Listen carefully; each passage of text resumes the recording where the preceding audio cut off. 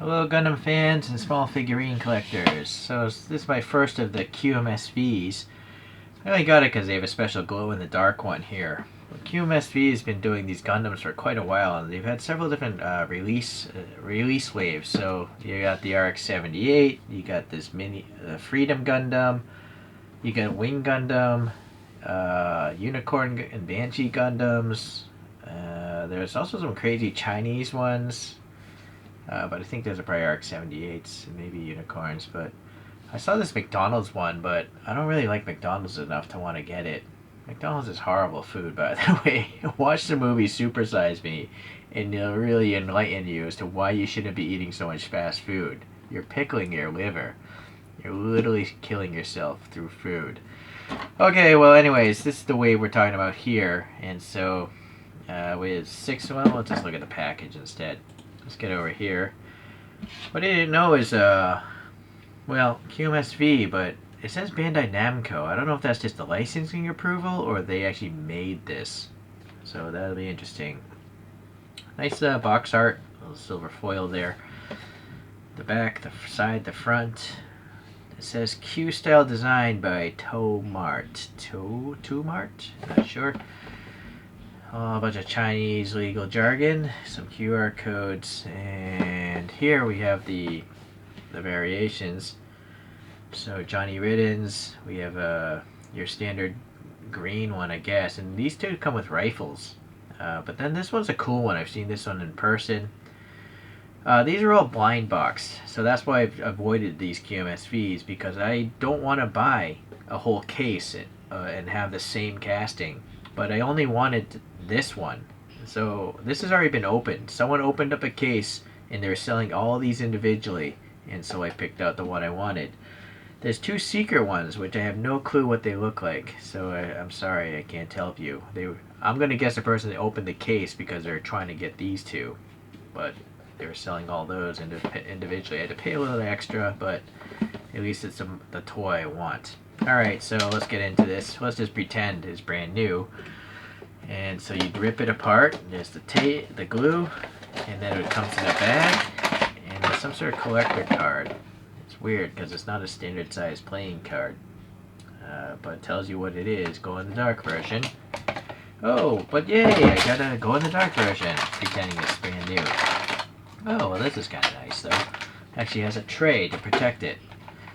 Being a collectible figurine, I'm not expecting any articulation, or not much. Not like a Bandai model kit.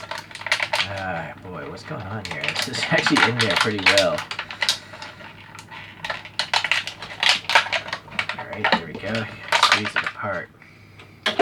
Just gotta throw that stuff out though. I don't have room to collect boxes. So it definitely looks like that glow-in-the-dark plastic. Let's see how tall this is. I was thinking it'd go well next to my SDCS toys, my SD cross silhouette model kits. This is 9.5 centimeters, a little bit over that. It's basically around a little under 4 inches as well. So that's overall height dimension for you guys, if that is important to you. This is very heavy. This is a solid chunk of plastic, it looks like. I don't think it's hollow in there. I think it's actually solid. Let's look at the bottom. And so it's a nice metallic purple. It's a light purple. And you got the Sotsu Sunrise abbreviation text there. So it's, I guess, a legitimate thing. I don't know if there's counterfeits or not. Probably not. The legs do not seem to move. I think they're just molded right up in there, or they're glued in place. Am I right? Or, wait a second, there's some wiggling. I don't want to break this thing. Yeah, that wiggles too, so maybe you can rotate it. Well, I don't know. I guess you can, alright, yeah, I guess you can rotate the legs for a little bit of posing variation there. Alright, any sort of torso movement? No. It's nice though, the torso has the floating hoses. You can see it's pegged in there, and then this hose goes around into the backpack. The legs also have floating hoses, so that's nice. The back of the kneecaps have a matte gray finish, as well as this backpack. This is a really basic looking backpack. There's no indication of a thruster detail at all. Oh well. And this is kind of rigid plastic. I thought it was going to be softer, but like a PVC figure. I guess that is PVC. It's just really thick and it's kind of dense. All right, so you obviously saw me moving the arms. I don't know if they come out. Maybe they don't. Maybe they don't. They're just in there. And for some reason it doesn't want to. I think it's colliding. Hold on here. Oh, you can't move the forearms. This whole arm is one piece, except there's no elbow joint. You know, it's just painted. You can't actually flex the elbow. It's nice though that it's got this nice matching purple back armor for the elbow. The hands though can rotate, so that's nice. Interesting. Right? Maybe that's a separate piece glued in place. And it's a little bit open, the hand. Alright, so what's going on is this inside of the elbow is colliding with the hose. That's why it doesn't really want to go up. I don't think you want to push it out too far. You might break the thing. So at least on that side. Same with this side. Yeah, so that's really all the articulation I'm going to test out. And then look, it collides with the hose back here. Well, if I move the leg out of the way, now it's colliding over here. So not much articulation. That's fine. It's fine. I kind of expected that. Oh, look at this. It's actually broken. So maybe that's why it wasn't so expensive. Someone tried to twist the shield and look, they literally broke the peg in half. So that's kind of weak. I did not catch that. Alright. Well, anyways, I don't care. I'm not going for posability. And oh, see, this is why. They designed it so it can't rotate. You can literally see it's not a full circle. They put in a flat spot so you can't rotate the shield. But that's just dumb. You know, why would you stop someone from rotating that? You know, they should have just had a whole circle and you should be able to rotate that. So now there's probably a whole messload of people that buy these and have broken shields because of that stupid decision that the designers made. What I do like though is the backside. They have all those molded details, and you can see them because it is a clear shield. The other ones you probably wouldn't be able to see or appreciate it. Now the head can rotate. Okay. Can't come off. So that's another weird thing. I'm just so used to things being able to be taken apart, but this cannot.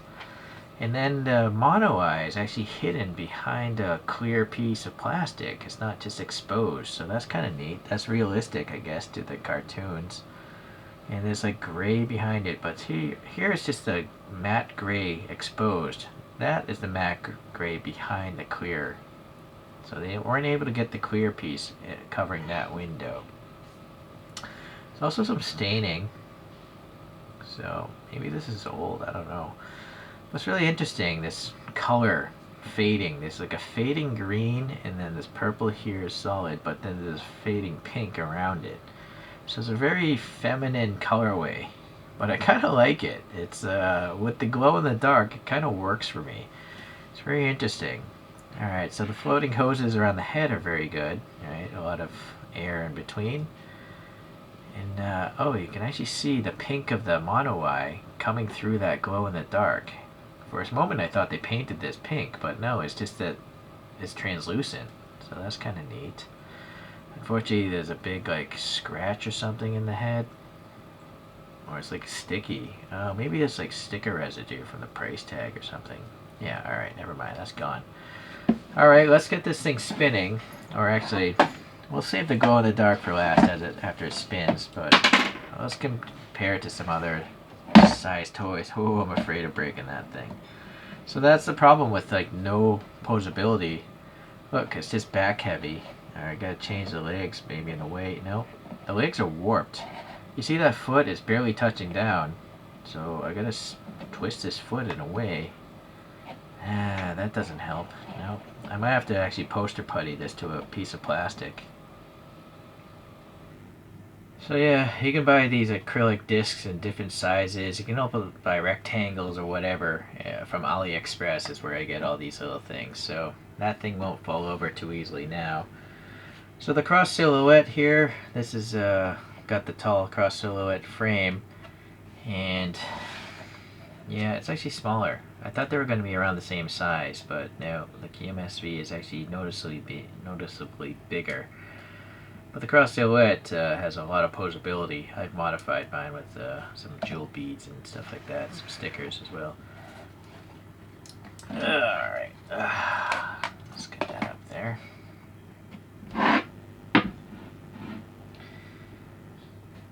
And here's a pretty cool little tiny model kit.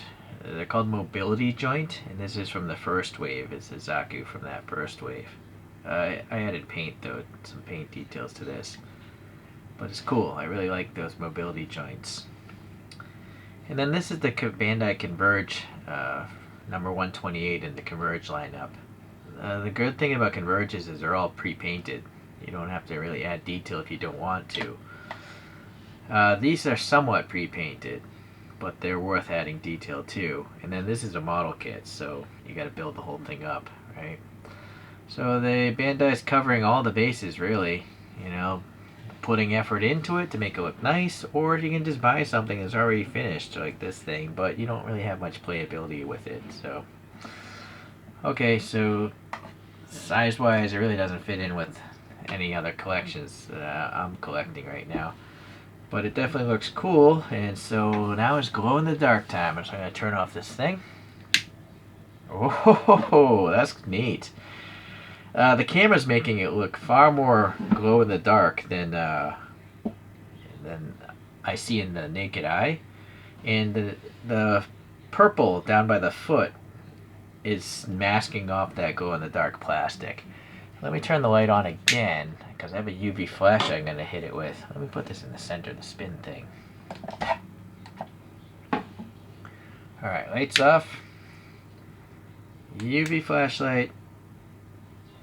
You know, I guess that doesn't even matter so much, the UV flashlight, but... Oh, well, it does charge it pretty well, right? So, look at the foot, how bright it is there. Or let's do the hand. So yeah, that's how you can charge it up nice.